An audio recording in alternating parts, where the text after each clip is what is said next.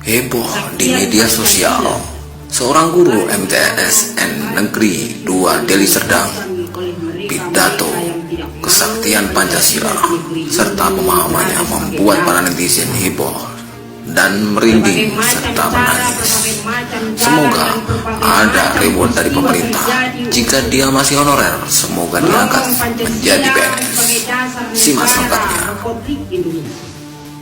Perlu kita ketahui, tidak ada satupun dasar dari Pancasila itu yang bertentangan dengan agama manapun, termasuk agama Islam.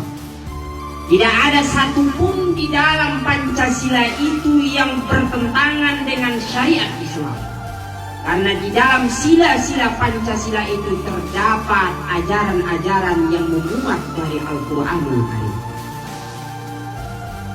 Para pahlawan-pahlawan yang menyusun rumusan-rumusan Pancasila di zaman dulu telah memikirkan, telah bertafakkur dan telah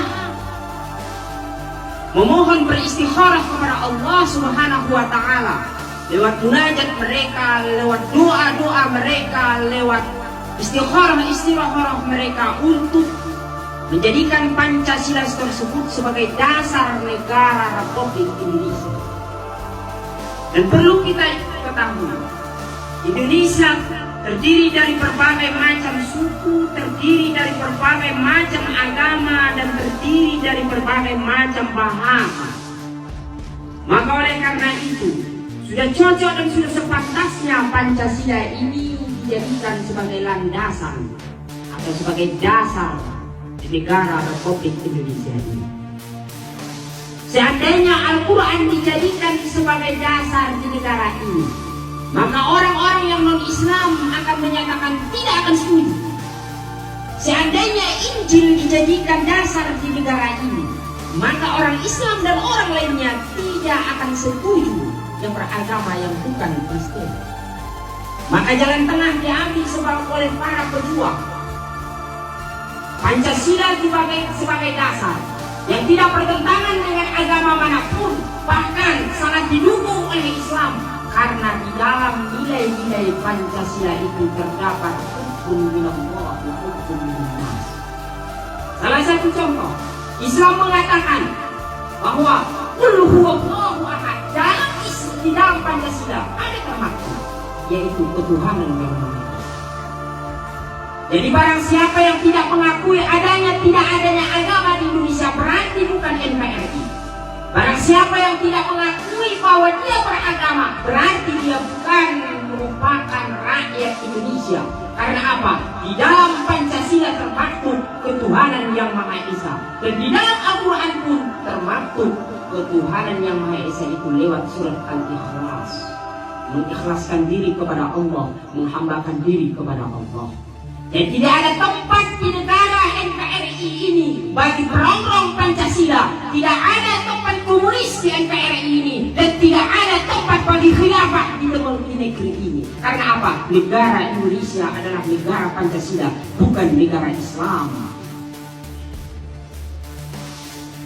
Saudara-saudara penjual sini, Bapak Kepala Sekolah dan murid-murid yang saya cintai, harus kita tanamkan di dalam jiwa kita bahwa NKRI itu adalah harga mati bagi rakyat Indonesia. Bahwa NKRI itu adalah berdasarkan kepada Pancasila. Bahwa NKRI itu adalah dasarnya adalah Pancasila. Di dalam Pancasila tidak ada satupun yang bertentangan dengan agama kita. Tidak ada satupun yang bertentangan dengan agama Islam. Karena di dalamnya ada hablum minallah wa hablum minannas. Jadi maksud dengan hablum minallah dan hablum minannas, di sana ada dinamakan dengan ketuhanan yang Maha Esa. Itulah ketauhidan di dalam Islam. Hablum minannas, ada keadilan sosial di dalamnya. Ada keadilan sosial. Dalam Al-Quran juga Allah Subhanahu wa Ta'ala menyuruh para umatnya, para hambanya untuk berlaku adil terhadap sesama, berlaku adil terhadap diri sendiri, berlaku adil terhadap keluarga, berlaku adil terhadap masyarakat, tetangga, jiran, dan rekan-rekan sejawat. Di dalam Pancasila ada namanya kan permusyawaratan. Di dalam agama Islam juga ada yang dinamakan permusyawaratan. Ijma'u wa la tafarraqu. Berkumpullah kamu, jangan kamu bercerai-berai. Di dalam Indonesia ada yang namanya semboyan. Bersatu kita teguh, bercerai kita rukun. Maka dalam Islam juga dikatakan, bersatulah kamu wahai kaum muslimin, bersatulah kau wahai orang-orang Islam, maka musuh yang manapun tidak akan bisa menghancurkan kamu. Dalam Pancasila sudah termaktub, yaitu dia lewat permusyawaratan perkumpulan yang ada di dalam Indonesia. Persatuan Indonesia bersatu. Allah beberapa kali dalam Al-Quran, Nabi pun menyuruh dalam hadis. Jadi, apa dasar kita untuk mengatakan Pancasila tidak diterima sebagai dasar di negara ini? Padahal dalam Pancasila itu merupakan ada nilai intisari dari Islam tersebut. Para ulama dulu sudah beristikharah untuk menjadikan Pancasila ini sebagai dasar bagi negara ini. Maka oleh karena itu, wahai anak-anak, siapa yang mengatakan dan siapa bisikan dari siapapun yang mengatakan bahwa Pancasila itu tidak penting, maka buang jauh-jauh pemikiran itu. Maka harus kita saring kembali perkataan yang seperti itu. Karena yang bisa menyatukan di negara kesatuan Republik Indonesia ini pada masa ini itu adalah Pancasila.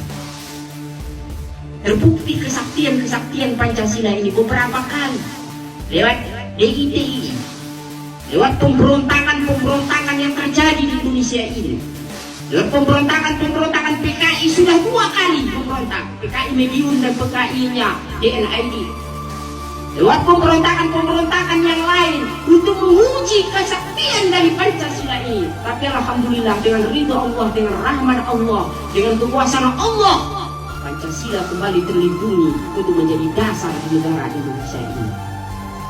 Kita tidak bisa menafikan, kita tidak mau Indonesia ini disuriahkan. Kita tidak mau Indonesia ini seperti Timur Tengah yang sekarang ini terjadi pertempuran antara saudara sendiri. Kita tidak mau di Indonesia ini terjadi yang namanya pemberontakan. Karena egoisme dari satu suku, dari satu golongan. Kita tidak mau di Indonesia ini tercerai-berai. Kita tidak mau di Indonesia ini ada yang namanya satu golongan yang ingin hidup sendiri, yang ingin mendirikan sebuah negara dalam negara. Tidak mau yang namanya di Indonesia ini ingin mendirikan sebuah negara dalam negara. Karena apa? Kita dan pejuang-pejuang kita, bahkan darah mereka korbankan, bahkan di dalam pemberontakan G30 SPKI ini sudah berapa jenderal-jenderal yang untuk mempertahankan negara ini rela nyawanya dikorbankan untuk mempertahankan satu Pancasila sebagai dasar negara. Anak-anakku yang saya sayangi dan rekan-rekan sahabat-sahabat guru, bapak kepala sekolah dan wakil kepala sekolah, inilah salah satu daripada yang dapat saya sampaikan dari intisari dari hari kesaktian Pancasila ini, di mana mari kita dengan ikhlas, dengan lapang dada menerima Pancasila sebagai dasar negara Republik Indonesia ini. Karena bagaimanapun Pancasila ini adalah hasil dari istikharah daripada para ulama-ulama dulu.